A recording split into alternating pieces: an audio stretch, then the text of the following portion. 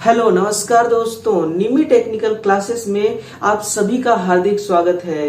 दोस्तों, Madhya Pradesh training officer द्वारा 7 नवंबर 2016 को जो एग्जाम लिया गया था, उस एग्जाम में पूछे गए प्रश्नों को दोस्तों आज हम क्या करने वाले हैं। आज दोस्तों हम उसका एनालाइज करने वाले हैं और हर प्रश्न को दोस्तों आसान कॉन्सेप्ट के द्वारा समझने वाले हैं। तो आप हमारे साथ दोस्तों बने रहिए और पूरा ध्यान केंद्रित कर लीजिए दोस्तों, और इस क्लास को देखते रहिए और इस क्लास को भी शेयर करते रहना है आपको। देखिए, जो पहला प्रश्न है, पहले प्रश्न में क्या पूछा गया है कि अधिकतम इंडस्ट्रियल भार। दोस्तों, इंडस्ट्रियल में कौन से ऐसे भार हैं जो सबसे अधिक होती है? क्या वो उपरोक्त में से सभी है, या प्रतिरोधी प्रकृति के होते हैं, या इंडक्टिव प्रकृति के, या कैपेसिटिव प्रकृति के? तो सुनिए दोस्तों, अगर दोस्तों कोई भार है 100% भार है, इसमें से दोस्तों 90% भार अगर प्रतिरोधी भार है। कौन सी भार दोस्तों? अगर 90% इसमें प्रतिरोधी भार है, और जो 10% है ना दोस्तों, ये इंडक्टिव भार है। ये कौन सी भार है? इंडक्टिव भार है। तो दोस्तों इसको फाइनली आप किस भार में काउंट करेंगे? तो इसको फाइनली दोस्तों इंडक्टिव भार में ही काउंट किया जाता है। किस भार में? इसको फाइनली आप इंडक्टिव भार में ही काउंट करेंगे। लेकिन दोस्तों जो इंडस्ट्रियल भार होता है वो सबसे अधिक कौन सा होता है दोस्तों? वो इंडक्टिव भार होता है। किस नेचर का होता है? वो इंडक्टिव नेचर का होता है। लेकिन दोस्तों इतना अधिक इंडक्टिव नेचर होने के बावजूद भी जो इंडस्ट्रियल होते हैं दोस्तों, इनका जो टैरिफ आता है, इनका जो बिल आता है दोस्तों, वो कम क्यों आता है? तो उस चीज को सुनिए दोस्तों कि इनका एक ही रीजन है कि जो डिमांड फैक्टर है इनका दोस्तों, इनके लोड का जो डिमांड फैक्टर होता है, वो फैक्टर क्या होती है दोस्तों? इकाई से कम होती है। इकाई से क्या होती है? कम होती है। और इसी के साथ में दोस्तों जो लोड फैक्टर होती है, कौन सा फैक्टर दोस्तों? जो लोड फैक्टर होती है ना, वो क्या होती है? इकाई से अधिक होती है। क्या होती है? इकाई से अधिक होती है। यानी कि डिमांड फैक्टर इकाई से कम होती है और लोड फैक्टर इकाई से अधिक होती है। इसीलिए दोस्तों इनका जो टैरिफ आती है ना, नोट करना दोस्तों, जो इनका टैरिफ आता है, जिसको आप क्या कहते हैं? जिसको आप दोस्तों बिल कहते हैं, ये कैसा होते हैं बिल? ये कम होता है। लेकिन यही दोस्तों अगर लोड हम इंडक्टिव लोड घर पे लगा दें, मैक्सिमम इंडक्टिव लोड, तो जो घर की टैरिफ होगा ना दोस्तों, बिल वो अधिक आता है ना। इसीलिए दोस्तों जो डिमांड फैक्टर को कम रखते हैं ये, और लोड फैक्टर को इकाई से अधिक रखते हैं, जिसके कारण दोस्तों इनका जो टैरिफ होता है ना, वो कम आता है। क्या होता है दोस्तों? लोड फैक्टर क्या होता है? सुनना, लोड फैक्टर जो होता है दोस्तों, और जो डाइवर्सिटी फैक्टर होती है, जिसको कहते हैं दोस्तों विविधता फैक्टर। लोड फैक्टर और डाइवर्सिटी फैक्टर दोस्तों अगर अधिक होगा तो जो आपका जनरेटेड प्लांट है दोस्तों, उस प्लांट का जो कॉस्ट है ना, ये कम हो जाता है। इसीलिए दोस्तों जो कंपनियां होती है ना, जो इंडस्ट्रियल भार होते हैं दोस्तों, उनमें इंडक्टिव लोड अधिक होने के बावजूद भी उनका जो टैरिफ होती है वो कम होती है ना। तो ये इसका आंसर होगा ऑप्शन नंबर दोस्तों सी करेक्ट आंसर होगा कि इंडक्टिव प्रकृति के इनका भार होता है। देखिएगा अगला जो प्रश्न है, क्वेश्चन नंबर सेकेंड है, 11 वोल्ट की लाइन अक्रिय खंड पर इसे काम में ली जाती है, विद्युत रोधी है। वो कौन सा इंसुलेटर है जो 11 केवी की लाइन के अक्रिय खंड पर काम में लिया जाता है? वो है दोस्तों आपका पिन इंसुलेटर। कौन सा इंसुलेटर दोस्तों? Pin insulator. लिखना दोस्तों, ये कहाँ पे काम लेते हैं इसको? लाइन के अक्रिय खंड पर, है ना। लाइन के अक्रिय खंड पर इसको काम में लेते हैं। और साइकिल इंसुलेटर है दोस्तों, इस साइकिल इंसुलेटर को और किस नाम से लिखते हैं? तो लिखना दोस्तों टैन सैंड के नाम से भी इसको जानते हैं। कौन नाम से? किस नाम से दोस्तों? टैन सैंड इंसुलेटर के नाम से भी इसको जाना जाता है। अगर दोस्तों पूछा जाए कि इसका यूज कहाँ पे किया जाता है, तो लिखना जो इसका उपयोग है दोस्तों, वो इसका उपयोग है लाइन के प्रारंभ में। कहाँ पे दोस्तों? लाइन के प्रारंभ में, है ना। लाइन के प्रारंभ में, और दूसरी कहां पे दोस्तों? लाइन के अंत में, है ना। यानी कि कोई एक लाइन है, लाइन के प्रारंभ में आप लगाएंगे एक साइकिल इंसुलेटर, और लाइन के अंत में भी आप साइकिल इंसुलेटर को लगाएंगे। बीच में साइकिल इंसुलेटर को नहीं लगाया जाता है। और दोस्तों एक इंसुलेटर को कहाँ काम में लेते हैं? तो स्ट्रे वायर में। कहाँ पे दोस्तों? स्ट्रे वायर में इसका उपयोग किया जाता है। जो करंट होती है दोस्तों टावर के द्वारा, जो पोल के द्वारा अगर कोई करंट लीकेज हो रहा है दोस्तों, तो स्ट्रे इंसुलेटर लगा देने से वो क्या होता है, वो लीकेज दोस्तों रुक जाता है, वो लीकेज नहीं हो पाता, इसलिए स्ट्रे वायर में इसका यूज किया जाता है। अब बताइए दोस्तों, जो सस्पेंशन टाइप होता है इसका यूज आप कहाँ पे करते हैं, तो इसका यूज दोस्तों आप टावर लाइन में करते हैं। कहाँ पे इसका जो प्रयोग है ना, वो टावर लाइन में इसका यूज किया जाता है। ऑप्शन नंबर दोस्तों क्या इसका आंसर होगा करेक्ट, बी नंबर जो है दोस्तों, सॉरी डी नंबर जो करेक्ट आंसर इसका होने वाला है। देखिए दोस्तों, इस क्लास को भी आप जरूर शेयर करना, क्योंकि दोस्तों हम क्या चाहते हैं, हम और आप दोस्तों मिलकर चाहते हैं कि लाइव क्लास पढ़ें। और लाइव क्लास दोस्तों हम कब पढ़ सकते हैं, जब अधिक से अधिक आप इस क्लास को शेयर करेंगे, है ना। तो देखिएगा अगला क्वेश्चन क्या है, क्वेश्चन नंबर तीसरा, कि सेमीकंडक्टर डायोड में जंक्शन के माध्यम से धारा उस स्थिति में प्रवाहित होती है जब बिना बायसिंग के, या केवल अग्र बायसित होने पर, या फिर दोस्तों केवल पश्च बायसित होने पर, या विद्युत सप्लाई ना होने पर। तो सुनना दोस्तों, डायोड क्या है, डायोड क्या है दोस्तों, डायोड एक ऐसी युक्ति है जो क्या करती है दोस्तों, एसी को दोस्तों डीसी में बदलती है ना। एसी को क्या करती है, ये डीसी में बदलती है। लेकिन दोस्तों क्या ये डीसी को एसी में बदल लेती है, डीसी को दोस्तों एसी में या क्या बदल पाती है, तो ये दोस्तों ये नहीं बदल पाती है। ये क्या करती है, ये नहीं बदल पाती है, ये केवल एसी को डीसी में ही बदलती है। इसीलिए दोस्तों हम इसको किस रूप में काम में लेते हैं, इसको दोस्तों हम स्विच की भांति प्रयोग करते हैं। किस भांति दोस्तों, इसको हम एक स्विच के रूप में प्रयोग करते हैं डायोड को। इसीलिए दोस्तों जो स्विच होती है आपकी, ये केवल फॉरवर्ड बायस पे ही काम करती है, रिवर्स बायस में काम नहीं करती। बस यही कारण है दोस्तों कि जो आपका डायोड है ये भी दोस्तों क्या करता है, ये केवल फॉरवर्ड बायस में काम करता है ना। अग्र बायसित होने पर ये काम करती है और ये पश्च बायसित में काम नहीं करती। इसीलिए दोस्तों इसको एक स्विच की भांति काम में लिया गया है। देखिएगा जब दोस्तों आपका डायोड केवल एक ही बायस पे काम करती है, इसीलिए दोस्तों मोसफेट को लाया गया और इसीलिए दोस्तों एफईटी को लाई गई, है ना। तो इसका आंसर क्या होगा, ऑप्शन नंबर बी इसका करेक्ट आंसर होगा।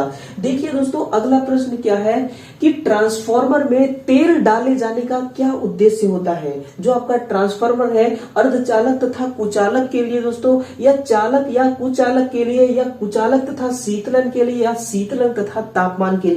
तो सुनना दोस्तों, जो आपका ट्रांसफार्मर है ना, मैं यहाँ पे लिखूं दोस्तों, जो आपकी ट्रांसफार्मर होती है, अगर इस ट्रांसफार्मर में आप क्या करेंगे, अगर लोड को बढ़ाते हैं दोस्तों, तो क्या होता है, कॉपर हानि बढ़ती है ना, जिसको आप क्या कहते हैं, कॉपर लॉस होती है। कॉपर लॉस का क्या होता है दोस्तों, कॉपर लॉस बढ़ने लगता है। और ये किस रूप में लॉस बढ़ता है, ये हीट के रूप में बढ़ता है। किस रूप में दोस्तों, ये तापमान के रूप में ये लॉस बढ़ती है। और जैसे ही तापमान बढ़ती है दोस्तों क्या होता है, क्वाइल हीट होने लगती है ना। नोट करना दोस्तों, क्या होती है, क्वाइल गर्म होने लगती है, गर्म इसकी तापमान अधिक होने लगती है। तो उसी तापमान को हमें कंट्रोल करना है, उसी तापमान को हमें क्या करना है दोस्तों, ठंडा करना है। तो ठंडा करने के लिए हम क्या करते हैं, एक ऐसे फ्लूइड का प्रयोग करते हैं, एक ऐसे द्रव का प्रयोग करते हैं दोस्तों, जो कि कूलिंग का भी काम करता है और इंसुलेशन का भी काम करता है ना। कुचालक और शीतलक दोनों का काम करता है आपका ट्रांसफार्मर ऑयल। अब दोस्तों कमेंट करके बताइए कि जो ट्रांसफार्मर ऑयल होता है दोस्तों, ये कौन सा ऑयल है जो ट्रांसफार्मर में प्रयोग किया जाता है। और जो अंडरग्राउंड ट्रांसफार्मर होते हैं, उन ट्रांसफार्मर में शीतलन के लिए किस ऑयल का प्रयोग करते हैं, ये कमेंट करके बताइए आप। तो इसका आंसर क्या होगा दोस्तों, ऑप्शन नंबर जो सी है ये इसका सही आंसर होगा। अगला है कि स्क्रू जैक में सामान्य रूप से होते हैं किस प्रकार की चूड़ियां होती है, क्या वो अमेरिकन चूड़ियां हैं, क्या दोस्तों वो स्क्वायर चूड़ियां हैं, या अकमे चूड़ियां, या मीट्रिक चूड़ियां हैं। तो दोस्तों कौन सी चूड़ियां होगी, वो दोस्तों स्क्वायर चूड़ियां है। कौन सी, स्क्वायर चूड़ियां। स्क्वायर चूड़ियां दोस्तों सबसे मजबूत इसको मानी जाती है। कौन सी दोस्तों, सबसे मजबूत, इस चूड़ी को सबसे मजबूत मानी जाती है, स्क्वायर चूड़ी को। और सुनना, जो आपका दोस्तों मीट्रिक चूड़ियां है, ये कौन सी चूड़ी है। देखिए दोस्तों जो मीट्रिक चूड़ी है ना, इसको दोस्तों ISO तथा ISI दोनों मानक मिला हुआ है। दोनों मानक दोस्तों, कौन सा, ISO तथा ISI दोनों मानक इसको प्राप्त है ना। दोनों मानक क्या है दोस्तों, दोनों मानक इसको प्राप्त है मीट्रिक चूड़ियों को। और मीट्रिक चूड़ियों को दोस्तों कितने व्यास तक के नट बोल्ट में काम में लिया जाता है, तो नोट करना दोस्तों, इसको 0.25 mm से लेकर, कितना दोस्तों, 0.25 mm से लेकर के 300 mm तक की दोस्तों जो नट बोल्ट होते हैं, जो नट और बोल्ट होते हैं दोस्तों, इस त्रिज्या वाले, इस व्यास वाले नट बोल्ट में इस मीट्रिक चूड़ियों का प्रयोग किया जाता है ना। तो इसका आंसर क्या होगा दोस्तों, ऑप्शन नंबर बी इसका करेक्ट आंसर होगा। देखिएगा अगला प्रश्न है कि किस प्रकार की वायरिंग नेटवर्क में, सुनना दोस्तों, कि किस प्रकार के वायरिंग नेटवर्क में अधिक यांत्रिक और अग्नि सुरक्षा होती है। तो वो वायरिंग होती है दोस्तों कंड्यूट वायरिंग कहते हैं उसको। कौन सी वायरिंग दोस्तों, उसको हम कंड्यूट वायरिंग कहते हैं। और एक बात है दोस्तों कि जब आपकी बिल्डिंग तैयार हो रही होती है उसी समय इस नेटवर्क को बनाया जाता है। कब दोस्तों, बिल्डिंग तैयार होने के दरमियान ही इस नेटवर्क को बिछाया जाता है। और जो दोस्तों पूरी तरह से क्या है, पूरी तरह से दोस्तों फायर प्रूफ है। कैसा दोस्तों, पूरी तरह से ये क्या है, ये फायर प्रूफ है ना। पूरी तरह से ये क्या है, ये फायर प्रूफ है, इसमें आग लगने का कोई खतरा नहीं होता है। और दोस्तों ये कैसा है, ये मैकेनिकल डैमेज से बचा हुआ होता है ना।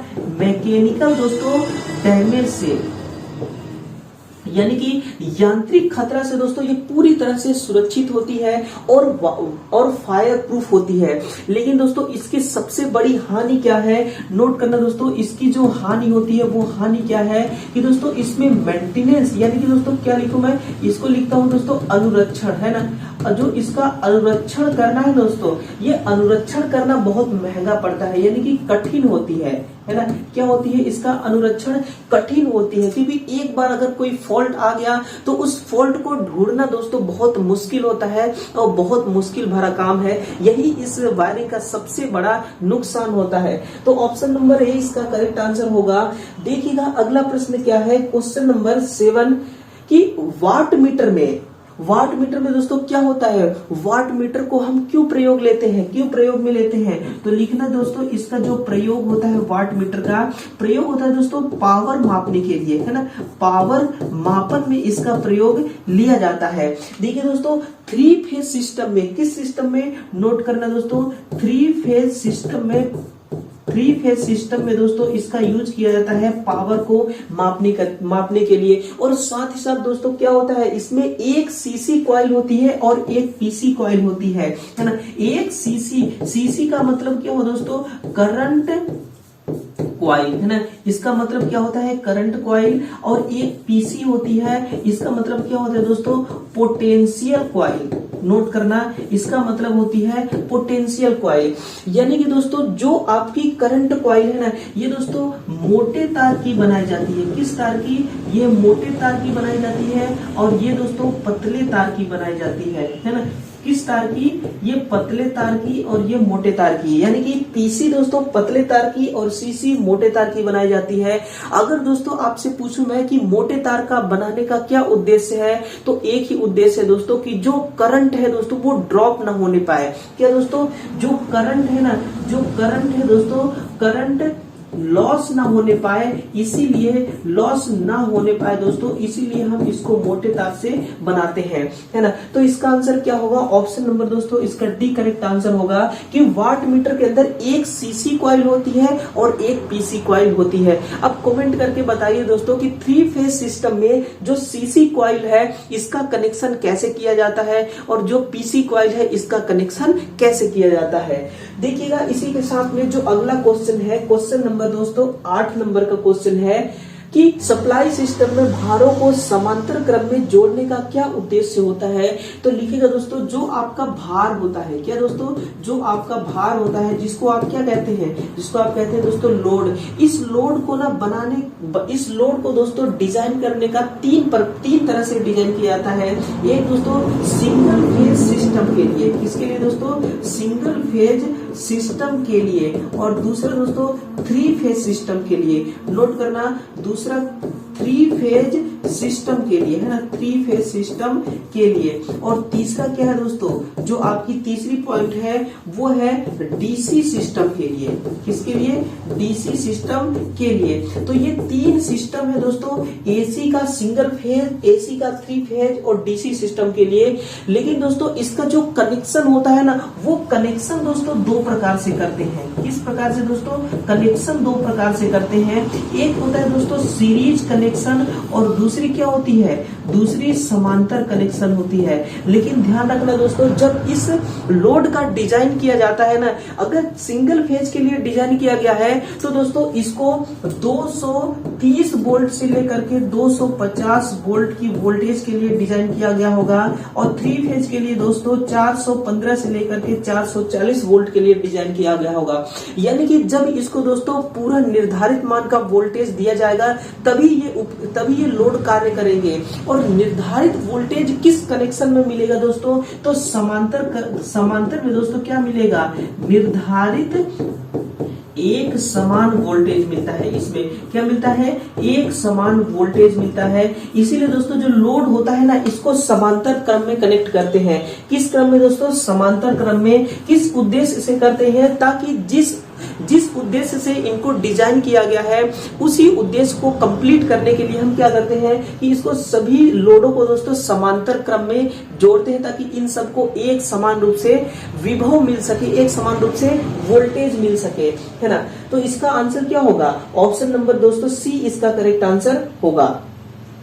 अब देखिए क्वेश्चन नंबर 9 क्या है कि जब सामान्य रूप से एक्साइटेड सिंक्रोनस मोटर पर लोड में वृद्धि किया जाता है तो उसका जो शक्ति गुणांक है दोस्तों वो कैसा होता है? लैगिंग से कम होती है या लैगिंग से अधिक या फिर लैगिंग होती है। अवृत्ति का मतलब क्या है दोस्तों? यूनिटी से। क्या है दोस्तों इसका मतलब? यूनिटी से, जिसको आप पढ़ते हैं इकाई, है ना, जिसको आप क्या कहते हैं? इकाई।